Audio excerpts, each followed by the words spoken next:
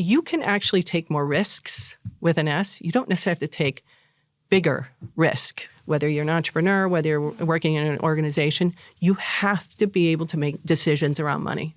You have to look at what you're doing every single day and say, why am I doing it? Support for Networth and Chill comes from Amazon One Medical. When someone says Amazon, do you think healthcare? Maybe you should. Amazon One Medical offers 24/7 virtual care so you can speak to a provider within minutes.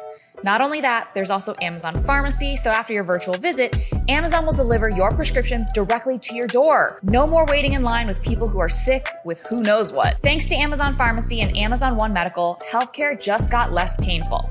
Learn more at health.amazon.com.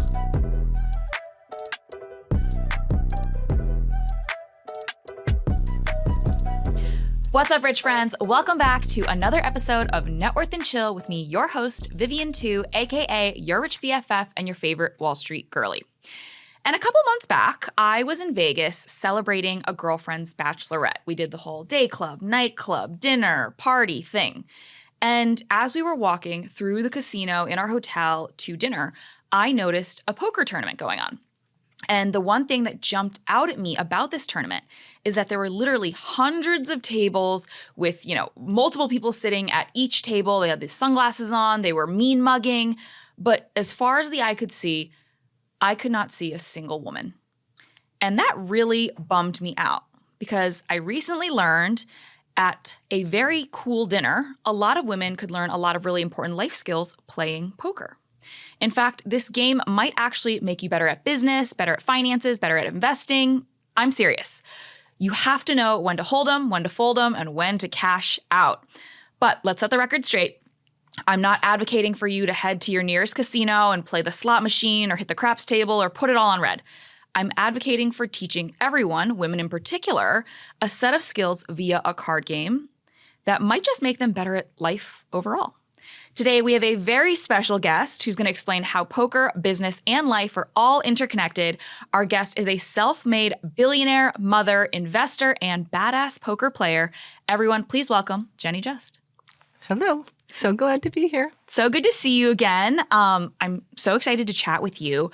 But before we get into the really juicy stuff, for those of us who don't know, because I didn't know a couple months ago, can you give me like a 30-second rundown of how the game of poker works? Sure. It's really actually quite simple. So you're with a group of friends, colleagues at a table, let's call it 6, 8, 9 of you, and you're all going to get 2 cards hidden. Okay. Those are whole cards. And then there's going to be some cards, community cards that come out in the center of the table. And when you look at your first 2 cards, you decide if you like them or not based on your approach and strategy that we like to teach. And you either bet or you fold your cards. When everyone has gone around the table, there'll be 3 cards that come out. It's called the flop. And then there's another round of betting. There's the turn, 1 more card, and the river, 1 more card. A round of betting at each. At the end, you will see who has the best 5-card hand, taking into consideration the community cards and your 2 whole cards. And that winner takes the pot. So you mentioned playing with a group of friends. When did you start playing poker? How'd you learn? So here I am espousing the game of poker. The interesting thing is I learned it only 5 years ago. Oh, wow. Okay. So, yeah, I learned it in 2019, right before COVID. And I learned it because of my daughter, actually. So like you, grew up on Wall Street and surrounded by poker players. And I thought it was gross and definitely not something I was interested in. And a waste of time. And it turns out it's not. But I had no clue. So my daughter's 14 at the time. She's playing a tennis match, of all things. Okay. And her dad is frustrated because she's losing. He's very competitive, as most of those girl dads are. And he comes home because he doesn't want to tell her and says she may as well have been hitting against a wall. She may as well have been hitting with her teacher. She didn't realize that the person on the other side of the net was strategizing, was thinking about what to do to beat her in the game. She needs to learn to play poker. Throws up his hands. And I was like, you're ridiculous. Like, what does that have to do with Exactly. And I walked away. Now, the funny thing is, he's not really a poker player either. He's more like a blackjack guy. Okay. But he understood something that I didn't understand. Anyway, I ignored it. Like 2 weeks later, I was like, should I teach my 14-year-old daughter to play poker? And then I realized, wow, I would never make that same statement about my sons. I have 3 sons who are older. Okay. And by the way, who already knew how to play. Yeah. We'd have never taught them, Yeah. of course, because they all seemed to figure it out. Yeah. Probably had friends who taught them. That's exactly right. So fast forward, I'm like a good entrepreneur would do. I do a little bit of an experiment. I go to her friends' moms and I'm like, I just want to try this. Let's just see what happens if we teach them this game. So we got 10 girls. They were 8th and 9th grade girls. And then the moms wanted to join. Yeah. And I always like to say, from lesson 1 to lesson 4, literally the skies opened. What happened at that table with those girls is why I am sitting here with you today. Yeah. It is why we have taught at over 300 companies in over 60 countries this game on our way to teach 1 million girls and women this game. The confidence of those young girls at the table was palpable. And what I eventually learned as I started to play, that it actually looked like my work. It looked like a meeting I was in. It looked like a negotiation I was doing. It looked like a deal I was doing. And it occurred to me, I had been playing poker my whole career. Yeah. I just didn't know it. I love that. I feel like I got chills from you saying that. Yeah. Gives me the chills too. It's crazy. But you mentioned poker looked a lot like your work, a lot like your career. Can we rewind just a little bit? You are one of the few self-made billionaires in the US and even a part of a smaller community, self-made billionaire women. But like in your childhood, were you good with money? Did you know you were going to become a billionaire? Like, how does that happen? Right. No, of course not. No, I grew up in Wisconsin. I, had really hardworking parents. My dad's phrase was every day is a work day. So I always had jobs. Yeah. I was not confident around money, but growing up with 4 brothers, right, I was just one of the boys. Yeah. And your parents were like working parents. My mom stayed home, take care of the 5 kids, and my dad every day. Every day is a work day. Yeah. So he was really hard worker. But I would say there was a moment that when I think about in time, because when I became really conscientious around money, like we were definitely above sort of a middle class level, but I was probably 13, 14 years old. My dad usually didn't bring work home, like he wouldn't do paperwork at the table. But anyway, so this night he has this stack of paperwork, and now this is a while ago, and so it's when you would have a printout of papers, and they were all connected to each other. So they're not quite that way with today. the frillies on the end. Yeah, so the frillies. That was me. So he said, here, hold this stack of papers. I did. He said, now drop it. So it was as tall as me, formed a pile at the end, and it was a list of all the patients. He was a surgeon that couldn't afford to pay. Oh. And so that was wildly eye-opening for a 13, 14-year-old. And then I suddenly was very nervous about, wait, you go to work right, so that you get paid, so that we live. Yeah. Right? So I think it just set a tone for me, like nothing's given. Nothing's free. Yeah. Yeah. So. Wow. And do you feel like that moment ultimately informed your career choice, that you were like, I need to get a job that pays money, a lot of money? So that I wasn't smart enough about. And the only thing I really cared about was being in Chicago. So I grew up in Wisconsin, like I said. And so woo-hoo! I went to school in Chicago, obviously, so we have that connection. Exactly. And so I wanted to be in the city. That was the big city to me. So I interviewed everywhere. And I was in an advertising company, it was a bank, and I ended up at O'Connor and Associates, which was a very famous options trading firm.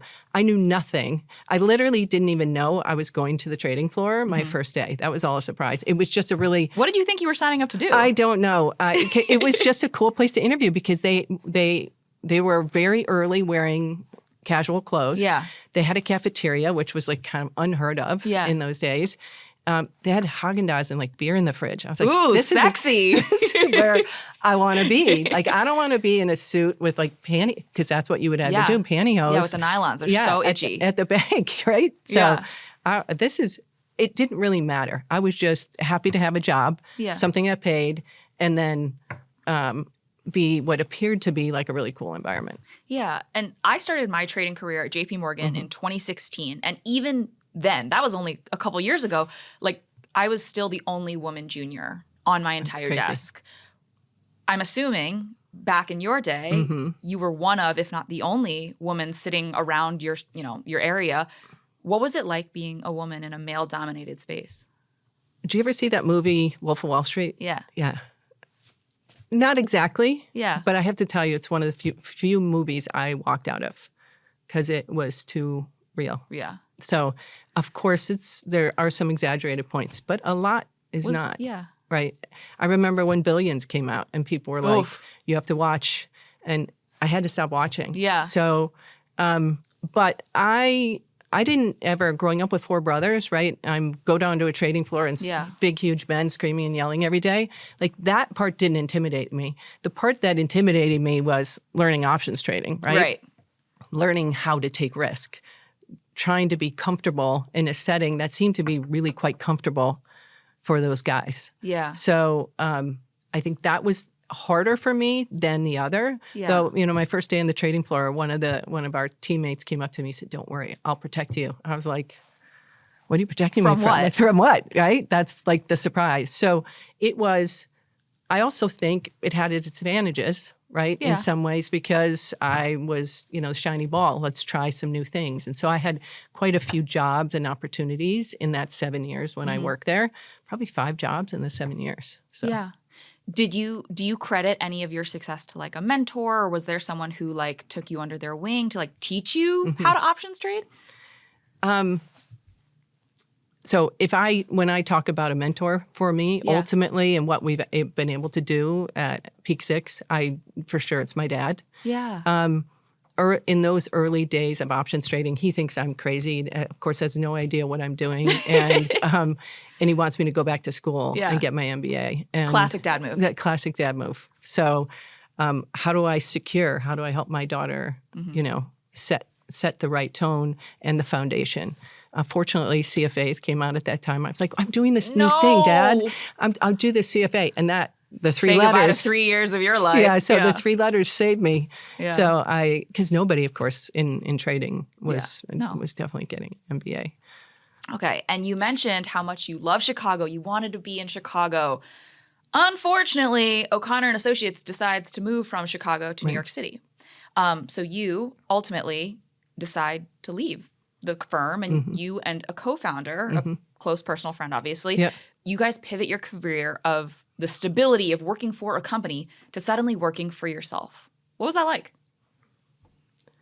So, again, maybe similar to when I started, quite naive. Today, back then, we're not talking about entrepreneurship at school. And we're not seeing all these people do startups, and the venture capital world looked very different. So it wasn't uncommon for people who traded to go start their own trading thing.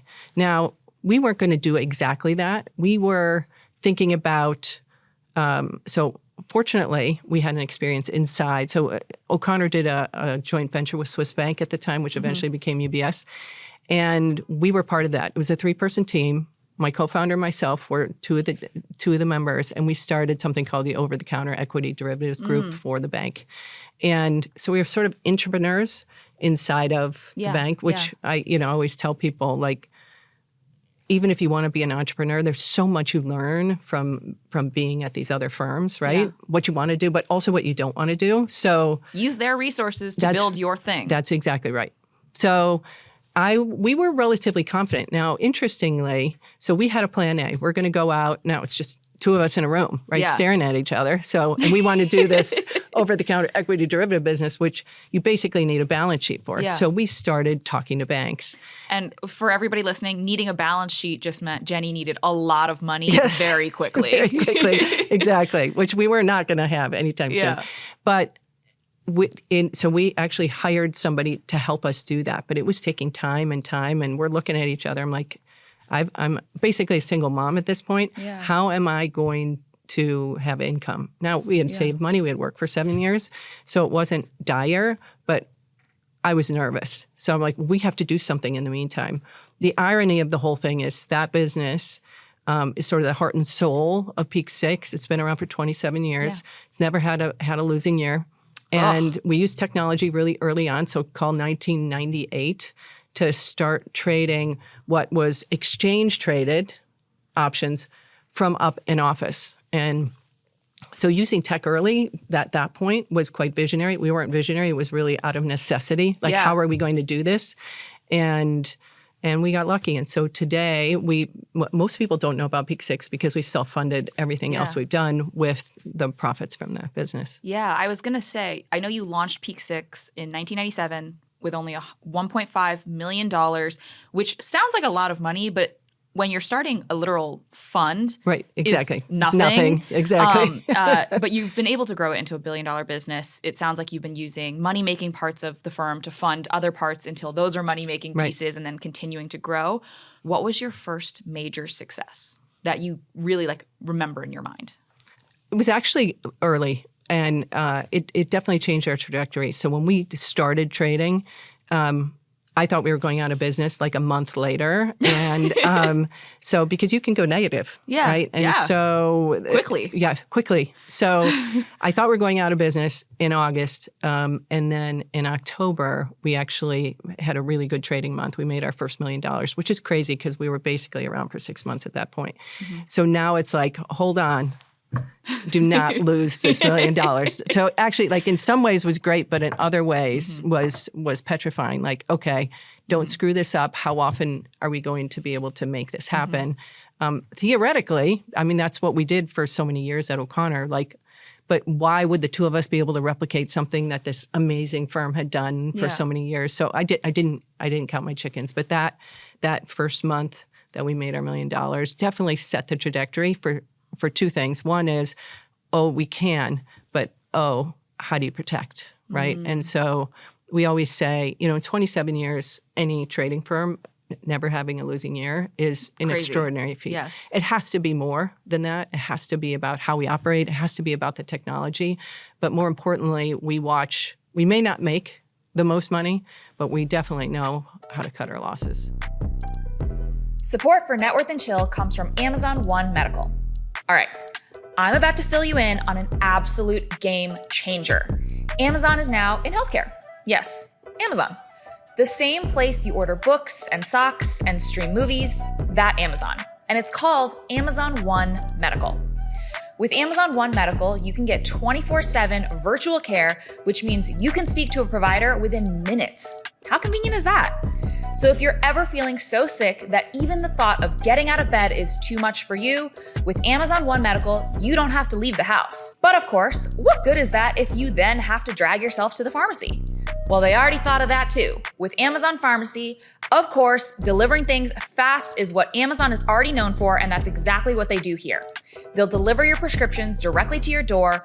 No more waiting in pharmacy lines, jammed in with a bunch of other sick people.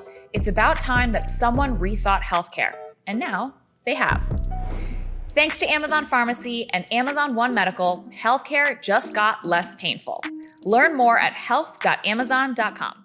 That's that risk acknowledgement and understanding your risk. So we just talked about a big win, your $1 million October. Mm-hmm. Was there ever a moment that you were just down so bad, you were frustrated, you felt like everything was going wrong? At least once a week for 27 years. So I think I heard someone say yesterday, probably online somewhere, right? It's great to be number two. It's really hard to be the founder. Yeah, it's really hard to be the founder.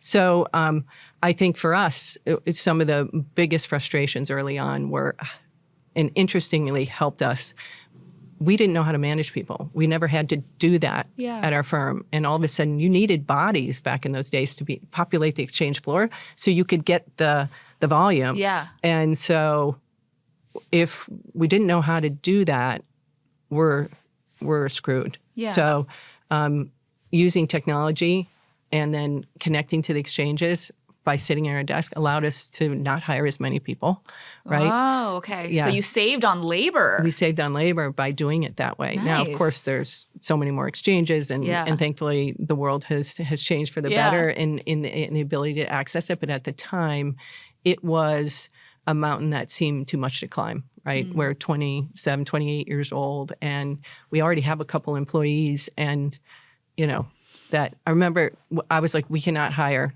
employee number 10. Cannot. Yeah. And because I also know my co-founder, that was definitely not his skill. Yeah. So, and if I know it's not mine, we're looking around at each other, and people are the best and the most difficult part of building a company, because it is uncertain, right? There are emotions involved, and especially in a trading firm when you're swinging. So yeah, definitely. And speaking of people, how did you select your co-founder, and are you two still friends? Yeah, exactly.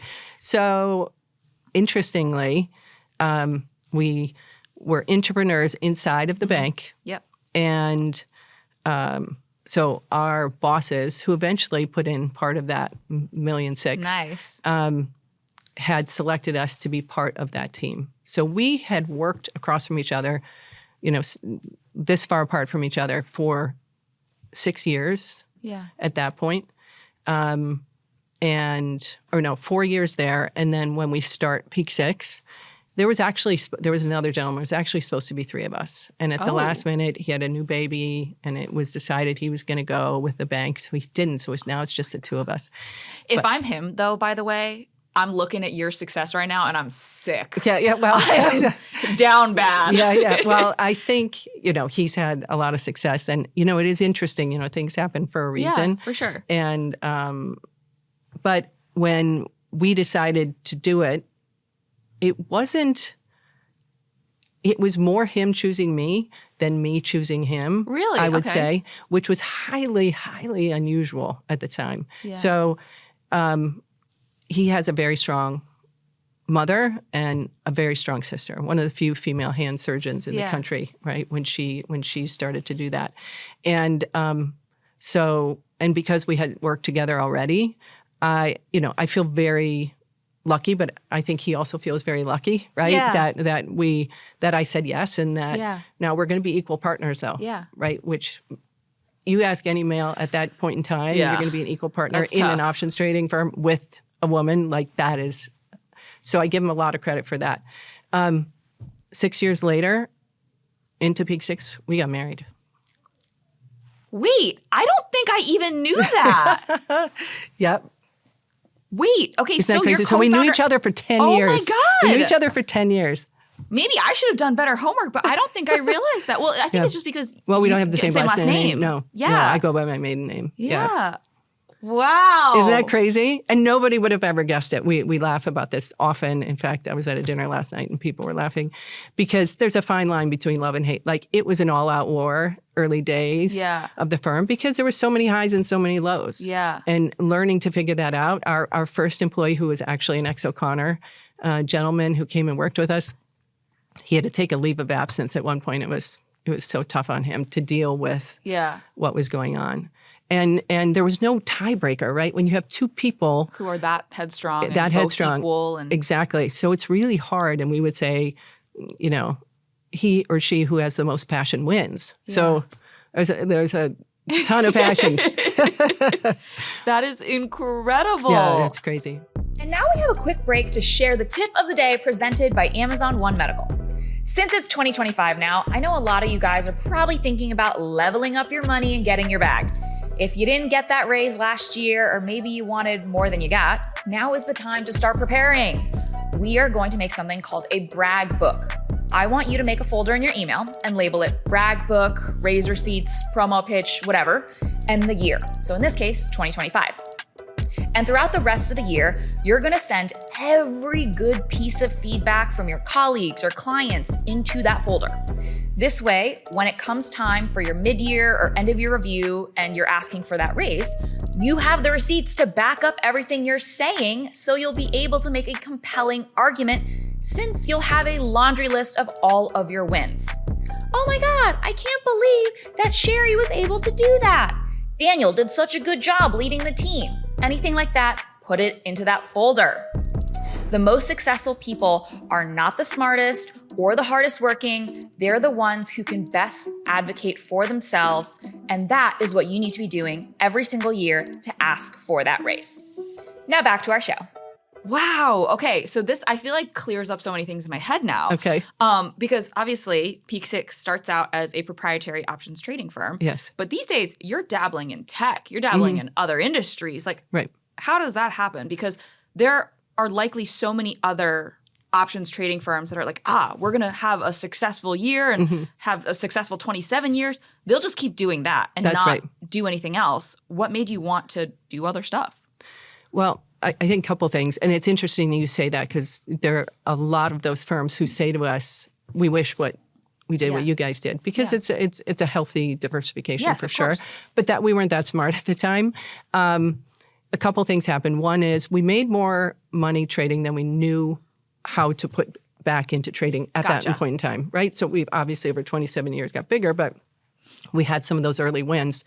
I don't know how to redeploy the capital at the time. Yeah. Seems like I would have known, but we didn't. Yeah. The other thing is what you started to see were some other options trading firms that didn't do well start doing other things. For example, they started retail broker-dealers at the time. Right. So think generation pre-Robinhood. And we're like, wait, if they did that and they didn't have a successful trading firm, well, we can do that. And so little do we know, that was a whole different animal, right? When you're providing a service, a trading screen for somebody else, it's not about that screen. It's about marketing, frankly, to them, right? That's the win. So we were certainly naive in many of the things we did. Easy, low fees. Yeah, that's right, exactly. All the bells and whistles. But the other thing we started to learn about ourselves over time was that we were really good operators. So when you have really consistent returns like we did, we actually, our business model was different than the typical trading firm. And so we looked at Walgreens as a role model, Walmart. And so we have this inventory of options. How would they manage it? How do we manage it? And so it was a large inventory system. Yeah. And we said, and it's really consistent, what if we apply that technology to other industries? So we started doing that in InsurTech, and we started doing that in the edutech space. So, we certainly have dabbled in places we shouldn't have dabbled. We like to say we've lost more money in more ways than most people combined. So, but the good thing about it is we knew how to manage our downside. Yeah. So we tried things, and we're really good at exiting either fails obviously or things that probably aren't going to go anywhere. Yeah, and speaking of cutting your downside, you are clearly incredible at managing risk. This might be a philosophical answer, but how do you know in your life when to cut bait? So when I talk about risk with people, it's such a personal thing, For somebody, raising their hand in a meeting is risky. Yeah. For other people, it's, to the extreme, right? It's skydiving is risky. Exactly, right? So you really have to look at yourself. And this is something actually we're working on productizing, how to self-assess where you are. And now it's about where you want to go and why. Because you can actually take more risks with an S. You don't necessarily have to take bigger risk. Two different things. Yeah. So it is that repetition of doing it more often that will get you very far, right? Yeah. So, and then you can decide if you want to level up at the size of the risk you're going to take. Yeah. Obviously, over time. What I didn't know when I started on the trading floor, I was just learning to take risk with my own money. Yeah. Every single day. But it's the same thing I was just saying where we didn't know how to redeploy more money at the time. Yeah. Today, it's 2:00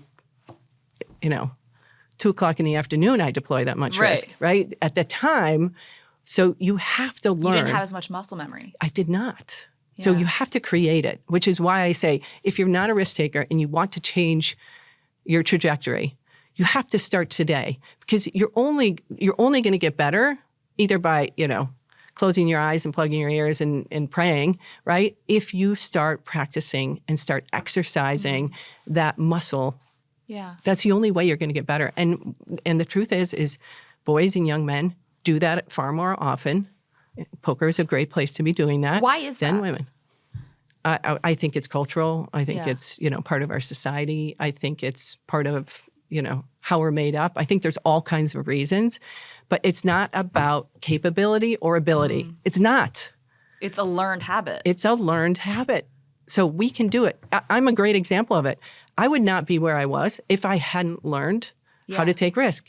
Every minute of every day, you are making a decision. That's why we love poker. It's a place to practice. Yeah. That's what's so cool about it. Yeah, that's so funny because when I was learning how to trade equities, one of the things that I would struggle with is I would hold on to a losing trade for a little too long. Okay. And my mentor, she'd be like, why don't you just cut half your risk, aka sell half of what you have or buy half of, your short back, and then see. Yep.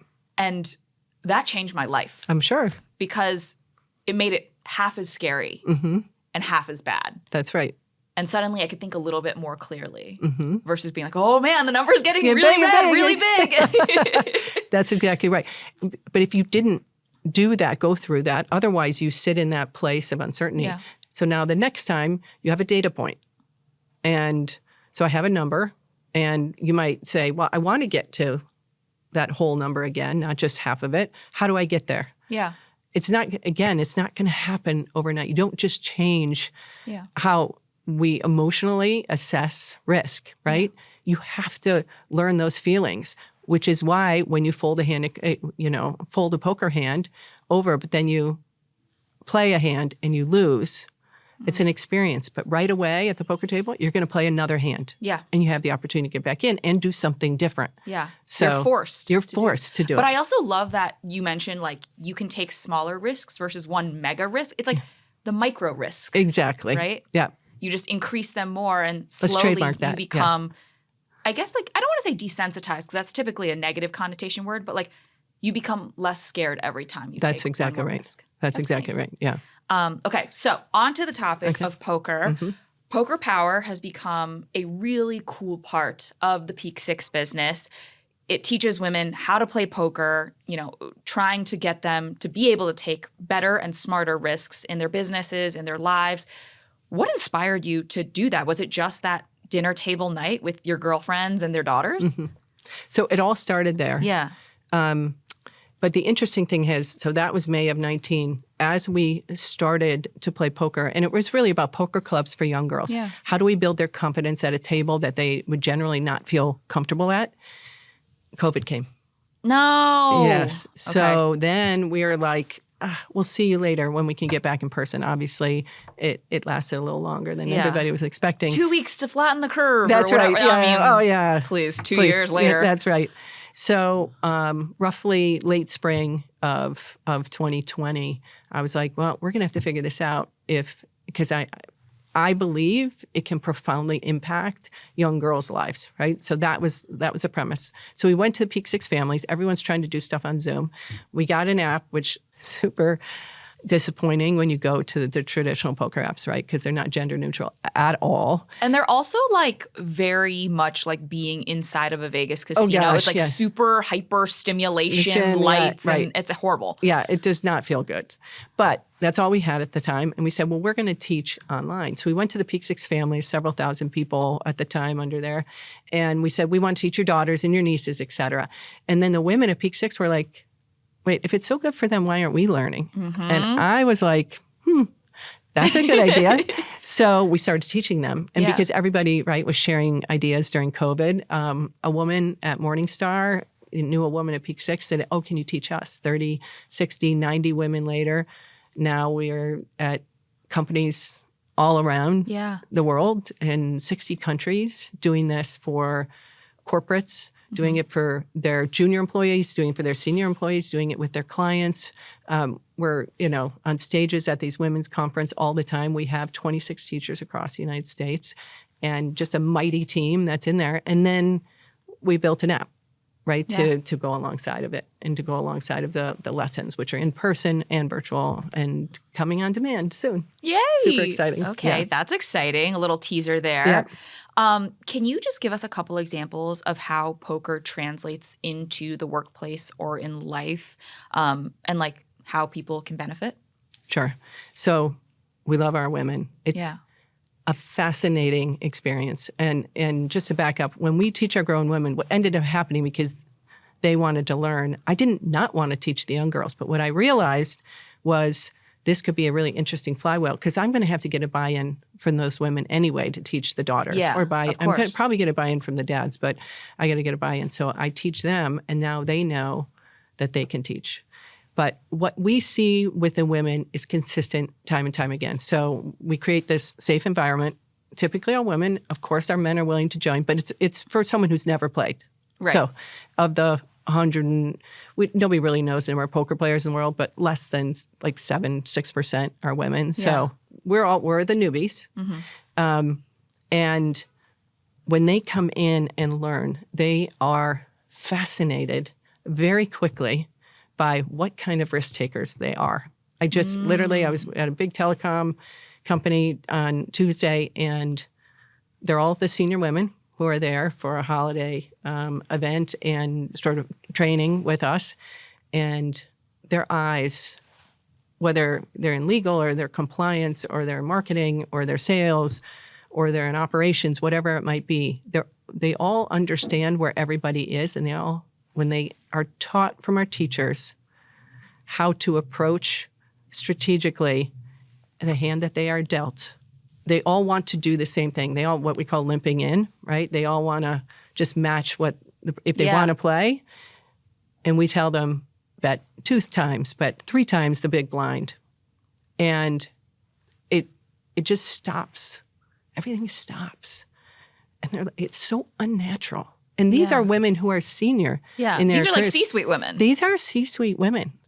And so when they start to learn, they quickly self-assess. That's been the most interesting thing about the senior woman. She starts to self-assess. Now, the other thing we talk about all the time is capital allocation, right? I always say where you want to be and where you are today, the difference between those two places is taking risk around money. Yeah. And so wait, for everybody who's listening, capital allocation in just a very quick and easy way to understand is where you are putting your money and towards what purposes. Right. Exactly. And if you aren't making those decisions, you want to be in that seat because that is where the power is held. Yeah. That is why you will be a leader. You have to learn that skill. And so when you start with a set of chips, the goal is to win the chips at the table, right? And how do you get more of those chips? How do you hold on to your chips, right? How are you the last woman standing? Yeah. And that process of taking risk, because you have to risk the chips to get more chips. So how are you going to You can't just fold every hand. Exactly, because you eventually will be blinded out. Yeah. The antes that happen at the table will take you out. You can't just sit there and expect things to come. You cannot wait for perfect cards. So you don't get pocket aces every single time. That's exactly right. You certainly don't. And you may not even get a pair of anything. Yeah. So now how do you play as if you did? Yeah. So I think risking those chips becomes really easy with repetition. But if you don't do it at all today, and you want to do that in your future because you want to reach wherever you're working, whether you're an entrepreneur, whether you're working in an organization, you have to be able to make decisions around money. You have to look at what you're doing every single day and say, why am I doing it? To what end? Yeah. How am I helping the firm make money? How am I helping the firm save money? Whether you're at a for-profit or not-for-profit, everything comes down to the money. What do you want to say to women who are listening who really prefer to be hands-off with their money? They want to defer and say, my husband will do it, my dad will do it, whoever will do it. Ultimately, money isn't everything. Yeah. But everything is money. So if you want to survive and thrive, you have to own and be accountable to your money. Yeah. And that money can be a collective we, whoever your partner is. There's no reason not to. But the other big thing around your money is if you want to build real wealth, A, it takes time, and B, you have to invest. So every time you decline an opportunity to learn about money, you take steps back from that road, which does take time. Yeah. People don't become investors overnight. No. Right? There are some naturally inclined investors, but every time you say no, because your investment into your home is an investment. Yeah. You're already investing if you're making that decision. When you invest in this furniture versus that furniture, you're already investing. There's so much we're already doing around money. And then there's this one slice that we ignore. Yeah. And of course, it's not hard. We are totally capable of doing it. It's just about getting involved. And the earlier you start and the earlier you do it also with your kids, the more comfortable. It's just a language. It's like the poker table. Yeah. Right? There's this whole language. It feels uncomfortable. It looks like something I shouldn't be doing. It's the exact same thing. Yeah. Yeah. You obviously have an incredible, lucrative career, but I want to talk about your personal life. Okay. What is the biggest risk you've ever taken personally? Marrying my co-founder. Wait, how does that happen, by the way? You were just like late at the office one night and you're like, are we secretly like enemies to lovers? That's right. It literally, no, really? like literally. Yeah. It was a conversation, never had been a kiss. And it was a discussion. Wait, okay. So, sorry. Can you just walk me through this? Like, you're working late one night and you look at each other and you're like, we're in love? Basically. It was more like a question, right? Is there more here? There's a fine line between love and hate. I tell you, it's real. So who opened up the conversation? Probably me. Look at that risk taking. That was risk taking. Well, because it had gotten. It was a really intense experience. I think sometimes depending on the type of business you're in, they are more or less emotional. I think being in a trading business, especially being in the markets, right? Tempers are short and emotions are high. Emotions are high. So that's what's really real when you see movies and those things. Those things really happen. So, and by the way, I'm either in or I'm out, right? So I need to know, because I don't know what I don't know here. Yeah. And we always talk about your chips. Annie Duke was famous for saying, your chips. You use your chips as your voice. Yeah. You are asking a question. So I put those chips out. I'm going to get some kind of answer. Yeah. And so I put my chips out. And it worked out. Yeah, it worked out. That's incredible. Yeah, I got lucky. I love that story so much. Yeah. Honestly, Tumblr could not have written a better love story. Like, that is the best meet cute I've ever heard. That's great. And you were already quite successful, but you said you didn't start learning poker until 2019. Right. What is one thing that you feel like you've improved about yourself having since learned? So I saw a lot of what I already do. Yeah. And if we back up, I never had any intention. Nobody knows Peak Six. I became public post-COVID. Nobody knows my name, right? Yeah. Until more recently. And I was looking for something. Yeah. I was looking to get more women into my industry, but also I'd also said I would never be public unless I could bring something that was tangible for women to change their trajectory. And so when I learned poker, I was like, this is what got me here. It wasn't in the form of the game. It was in the form of options trading. Now, most people aren't going to become options traders, right? But everybody can learn a card game. Mm-hmm. So if I can change that course of history, and if we can start, especially if we can start young, that's my risk. Yeah. Being public. Being a public figure. Being a public figure. Is that something that doesn't come naturally to you? Definitely not. Really? Yeah, definitely not definitely not my natural inclination at all. So for sure. In fact, we laughed because it's sort of simultaneously, Peak Six was starting to do some other businesses and having outside customers. So when we do our trading business, it's proprietary trading. Yes. There's no outside. There was original outside. It's your money that you are trying to grow. That's it. Yeah, that's right. So as we're starting to do the other businesses. Well, somebody needs to do it. And who's got the short straw? The female in the room. So I was clearly going to be me. It just so Your happened. husband's not going to be in front of the camera? No, he would choose not to be too, Yeah. right? And that's what we learned in options trading. It's why you don't hear about many of these firms. They are typically quite quiet. Yeah. Behind the scenes. Behind the scenes, yeah. Yeah. Keep our secrets secret. Exactly, yeah.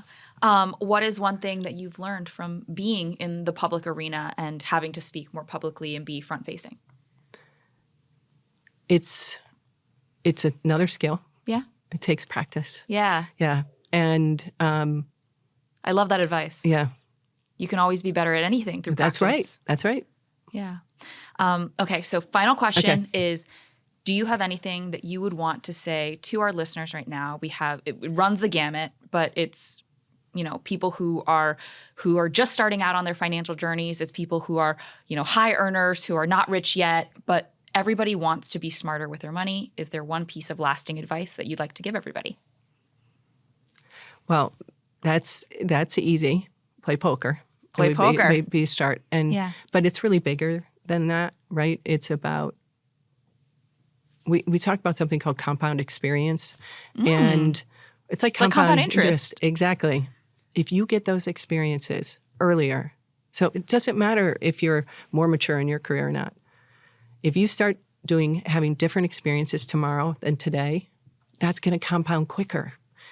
Compounding is all about time. Yeah. And so today is the best day possible for you to start to change that trajectory and take different types of risk. I love it. Yeah. And that's a really nice way for us to end. Thank you so much for being here and talking to me and all of the besties listening. Let us know where we can find you.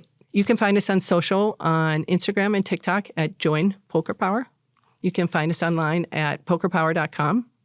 And you can find us in the App Store at Poker Power Play. Amazing. Yes. I can't wait. Thank I play you. every night, guys. Yay. Download it. Thank you. Thank you for being here. Yeah. Support for Networth and Chill comes from Amazon One Medical. When you think of Amazon, what's the first thing that comes to mind? Probably convenience, fast delivery, everything you need with a click of a button. Now, when you think of healthcare, what do you picture? I'm guessing the exact opposite. Well, not anymore, because Amazon is now getting into healthcare. It's called Amazon One Medical, and it offers 24/7 virtual care so you can speak to a provider within minutes. And they've also got Amazon Pharmacy, so after your virtual visit, Amazon can deliver your prescriptions directly to your door. After all, convenient, fast delivery is what Amazon is known for. Thanks to Amazon Pharmacy and Amazon One Medical, healthcare just got less painful. Learn more at health.amazon.com. Thanks for tuning into this week's episode of Networth and Chill, part of the Vox Media Podcast Network. If you liked the episode, make sure to leave a rating and review and subscribe so you never miss an episode.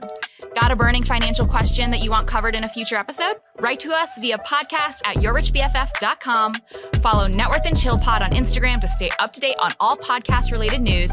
And you can follow me at yourrichbff for even more financial know-how. See you next week. Bye!